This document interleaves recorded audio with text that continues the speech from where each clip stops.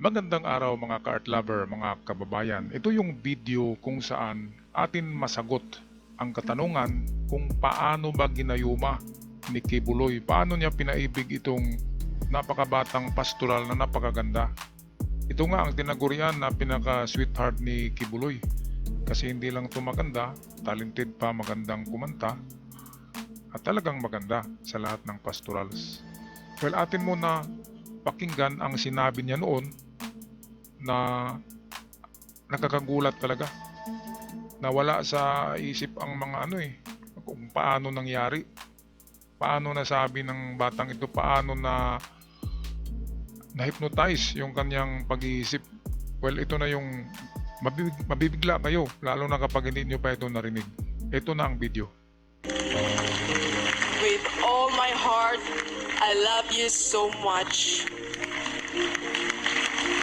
Pastor, I'm committing my heart, soul, and spirit, even my whole body, as a living sacrifice, and my whole life to the Almighty Father through you, Pastor. Through His anointed and appointed Son and King, the owner of my soul. Amen. Hallelujah! Narinig niyo yung sinabi niya, through the appointed, ito balikan natin, Son, anointed, appointed Son and King. Kumpleto ito. The owner of my soul. Amen. Hallelujah! Appointed Son and King. God is anointed and appointed Son and King, the owner of my soul. Amen. Hallelujah! Ayan. Yan ang sinabi ko, magugulat kayo at sabi nga ni Kibuloy, inggit lang kayo. Kaya nga sumasakit ang puso ngayon ni Kibuloy dahil sa namimiss niya si Stephanie. Kasi dito sa susunod na mga video, makikita nyo kung paano talaga niligawan ni Kibuloy. Hindi niya ito piniwersang ang babae na ito, talagang pinaibig niya. Ginamitan niya ito ng mga strategy na panliligaw na gamit ang pera at kayamanan. Well, ito, panoorin nyo ha. Nilibot pala nila ang buong mundo at para may matupad ang gusto kasi ni Stephanie na magiging famous singer, ito magiging tanyag na singer, kaya tinutulungan ni Kibuloy na makagawa ng mga tinatawag na cover songs at maganda na music video. Kahit nga si Chris Aquino, sabi noon ni Chris Aquino na tulungan niya ito na mapopular, pero ayaw ni Kibuloy, ayaw na ipadala ni Kibuloy kay Chris Aquino. Kasi siluso si Kibuloy. Siyempre naman, daming gwapo sa Manila. Kaya ito ang unang tour ni, ito ang mga video na unang tour ni Stephanie kasama si Kibuloy, of course. Hindi lang nakikita si Kibuloy dito. So ito Hong Kong, pakinggan nyo yung kanyang kanta at ang tanawin ng Hong Kong.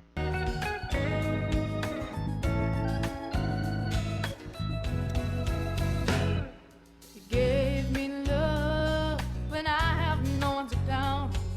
You gave me hope when life seems so desperate. You gave me strength when I am feeble and weak. You made my faith strong for me to go on. What could I ask for when you gave more than a loan for? What could I say that? Yan yung famous boulevard ng Hong Kong. Ang daming nagpa-picture dyan, di ba? At famous na famous. Ngayon, kung hindi pinatulan ni Stephanie si Kibuloy na magiging boyfriend niya, ay paano siya, hindi siya makakarating dyan. Hindi matutupad ang kanyang pangarap. Hindi siya makakarating ng mga lugar na kahit sa panaginip pa hindi niya marating. Ang dami dito, mga 4 ito na lugar. Ito lang yung ating na-search. Pero actually, nilibot na nila ang buong mundo. Kahit saan na sabihin ni Stephanie ay punta sila doon kasi marami namang pera. So itong susunod ay sa London ito. Panoorin natin. Meron na naman siyang ginawa dito na music video para hindi masayang yung pagpunta nila, di ba? Hindi lang picture-picture, kundi meron ding music video. Ito si Stephanie sa London, United Kingdom. Ayan, You know, my hand's freezing. Ganda talagang bata yan. I want to thank Pastor because through the sun, I'm here Ayan no, sandali lang ha. Kasi kahit ako, nagandahan talaga ako diyan. Kapag maglakad siya diyan, parang taga riyan siya, di ba? Kasi mistisa. Kahawig niya yung mga mistisa diyan sa London. Kahit doon pa man, pumunta rin ito ng Mexico eh. Kahit sa Mexico parang Latin Americana din. Kaya maganda talaga. Mas maganda pa to sa mga Ukrainian na nakuha ni Kibuloy. Kaya ito talaga ang pinaka-darling. Dito binuhos ni Kibuloy lahat. Ang kanyang panahon, ang pag-ibig ni Kibuloy, dito niya binuhos. Pati na rin ng pera. At kung mapansin nyo, dito sa susunod na video, napakaganda ng bahay. Mansyon ang bahay ni Stephanie. Ito ang kanyang music video sa London, UK.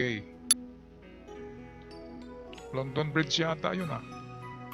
Yan yung The Eye.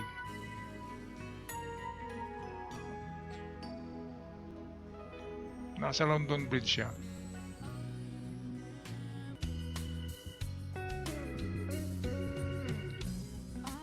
Ito yung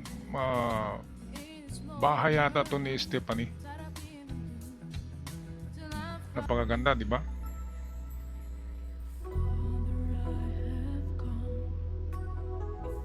Ito yung continuation ng kanyang music video, London, UK. Ganda. Ganda ng view. Ganda pa yung bata diyan.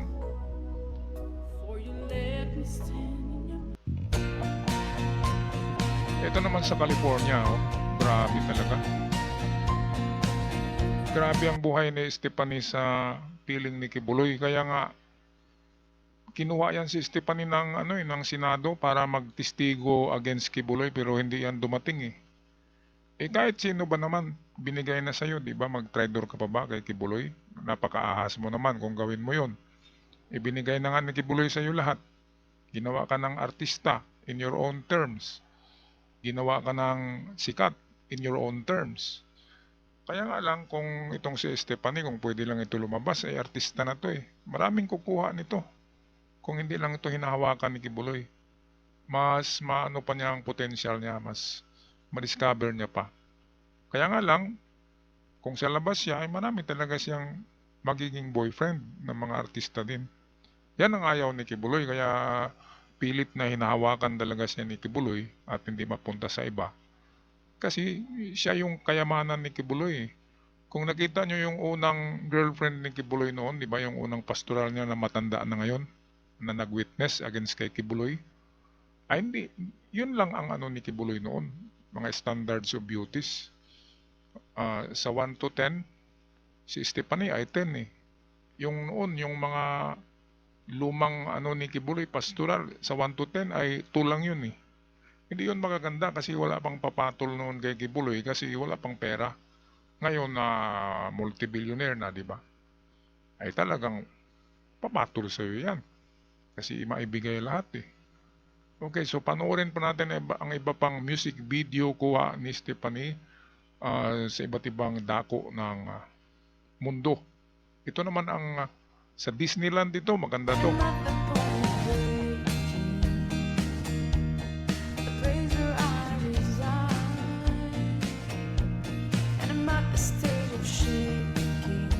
bata oh.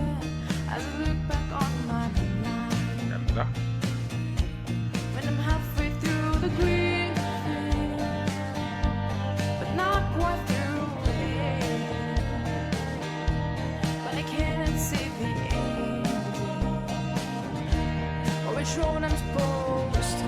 Grabe talaga no, grabe talaga ang pag-iibigan nitong dalawa kasi wala talagang ibang boyfriend si Stephanie kasi confined lang yan sa KOGC.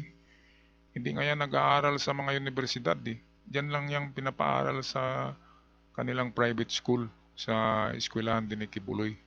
Kasi nagsisilos nga si Kibuloy kasi maraming manliligaw. Kasi maganda kahit na itapat yan sa mga artista natin ngayon sa Big Brothers na mga artista. Mga mistisa yun, di ba? Pero pag itabi mo to, maganda pa rin to eh. Parang ano to eh. Yung girlfriend ni Justin Bieber, si Selena Gomez, parang kamukha eh. Ganda. Okay, kaya wala akong ano kay Stephanie eh. Wala akong grudge, wala akong masabing masama kay Stephanie. Kasi diskarte niya yan. diskarte niya yan. Wala tayong pakialam sa kanyang diskarte. Yan ang gusto niya at maligaya naman siya. Ang sa akin lang doon lang sa kanyang partner. Kasi nang budol-budol, di ba? Pero kay Stephanie, hats off din ako diyan, may talent. Maganda, mabait naman yan, kaya nga lang nahawakan kaagad siya ni Kibuloy. At hindi na nakita ang ganda ng totoong mundo. Kasi yung nakikita niya ay mga limitado lang eh. Okay, patuloy tayo sa video.